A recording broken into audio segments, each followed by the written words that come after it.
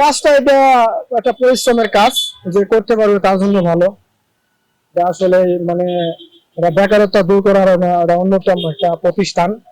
যারা দেখা গেল স্টুডেন্ট আছে তারা মনে করেন যে চাইলে পার্ট টাইম জবটা করতে পারবে, তো নিজের খরচ চালাতে পারবে, এমনকি ফ্যামিলিও কিছু দিতে পারবে।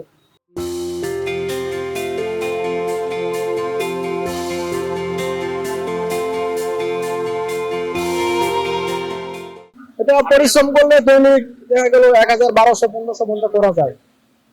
যদি 14 ঘন্টা ডিউটি করা যায়, 10টা থেকে যদি রাত 10টা পর্যন্ত করা যায়, তাহলে 1000, 1200 টাকা ইনকাম করা যায়। একটা অর্ডার আমরা রেস্টুরেন্ট থেকে অ্যাকসেপ্ট করে নিলাম।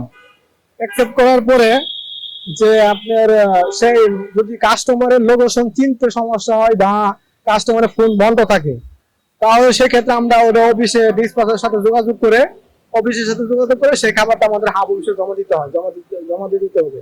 কিন্তু আমরা চাইলে কিন্তু সেই খাবারটা খাইতে পারবো না, তাহলে এটা আমাদের অধিকার নেই, সম্পূর্ণ কোম্পানির এখতিয়ার। কিছু কিছু ক্ষেত্রে দেখা গেল যে গ্রাহকের কাস্টমার অর্ডার দিয়ে অর্ডার নেয় না, সেক্ষেত্রে আমাদের অনেকটা কিছুটা লস হয়ে যায়। কারণ ওই খাবারটা যদি আমরা হাব অফিসে জমা দিই, তাহলে আমাদের ডেলিভারি চার্জ যদি 50 টাকা থাকে, তাহলে সেক্ষেত্রে আমরা 20 টাকা পাই, মানে 3 ভাগের 1 ভাগ পাই। সেক্ষেত্রে আমাদের লস হয়ে যায়। যেমন ওই খাবারটা আমাদের হাব অফিসে জমা দিতে গেলে যাওয়া লাগবে, আসা লাগবে, যাইতে আসতে মিনিমাম আধা ঘন্টা থেকে 40 মিনিট সময় লস হয়ে যাবে। সেক্ষেত্রে আমার 2টা ডেলিভারি হয়ে যেত। এটা একটু লস প্রবলেম আর কি, লস প্রবলেম। হ্যাঁ, নির্দিষ্ট একটা এরিয়া তো অবশ্যই আছে, আপনি এরিয়ার বাইরে থাকলে তো কাজ করতে পারবেন না। আমার তো গুলশান জোন, আমার গুলশান এরিয়ার ভিতরে, গুলশান বনানি। না না, এছাড়া এরিয়া নেওয়া যাবে না, এছাড়া অন্য এরিয়া অন্য লোক আছে না, মানে এটা জোন ভাগ করা আছে, এরিয়া ভাগ করা আছে। যেমন গুলশান জোন আমি কাজ করি, আবার বাড্ডা জোনে আরেকজন আছে, তেজগাঁও জোনে আরেকজন আছে, আবার ওদিকে পুরান ঢাকার দিকে আরেকজন আছে, মিরপুরের দিকে একজন আছে। মানে একজন না, মানে ওয়ার্ড ভাগ করা আছে আর কি। আসলে এটা বসে থাকে বলতে, যারা বেকার আছে তারা, আমি মনে করি যে যারা পরিশ্রম করতে পারে তাদের জন্য এই কাজ, বেকার থাকার চেয়ে এই কাজ করাটা উত্তম। কারণ বেকার থাকলে তো, বসে থাকলে তো লস না।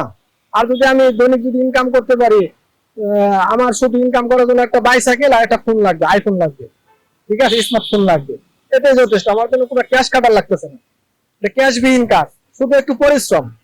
আমি শ্রম দিব, আমাকে কোম্পানি টাকা দিবে, সেটা আমি মনে হয় বেকার থাকার সে কাজটা করা উত্তম। এখানে সম্পৃক্ত হতে হলে হাব অফিসে যেতে হবে, অফিসে যে আপনি রেজিস্ট্রেশন করতে হবে, ভোটার আইডি কার্ডের ফটোকপি, আপনার যে রেজিস্ট্রেশন করবে যার নামে তার ভোটার আইডি কার্ডের ফটোকপি, একটা কারেন্ট বিলের কাগজ, আর একটা আপনার ওই বাবা অথবা মা অথবা স্ত্রী ভোটার আইডি কার্ডে, মানে নমিনি আর কি। আর এখানে সিস্টেম হলো সবকিছু সফটওয়্যারের মাধ্যমে, এখানে আপনি কোনো অনিয়ম করতে পারবেন না। যেন একটা গ্রাহকে টাকা দিছে, টাকাটা আপনি পকেটে রেখে দিলেন না, রাখতে পারবেন না, ওই টাকাটা সাথে সাথে অফিসে জমা দিতে হবে, আপনি আইডি নাম্বারে জমা দিয়ে দিতে হবে। আর যদি টাকাটা না দেন, তাহলে সেদিন আপনি সাসপেন্ড হয়ে যাবেন, আর আপনি কাজ করতে পারবেন না। আমি কাজ করে মজা পাচ্ছি, কাজ করতেছি। আমি আগে পার্ট টাইম করতাম, এখন আমি ফুল টাইম করি। কাজ করে মজা বলতে পরিশ্রমের কাজ করি, কারণ বেকার থাকার চেয়ে আমি করতেছি। সর্বোচ্চ আমাদের 12 থেকে 13 কেজি ওয়েট নেওয়া লাগে। আমাদের সবকিছুই আছে, মানে ফুড আইটেম, তো ফুড আইটেম থেকে কাঁচা বাজার শুরু করে ফল টল, মানে এভরিথিং, একটা ফ্যামিলিতে যা যা লাগে আর কি।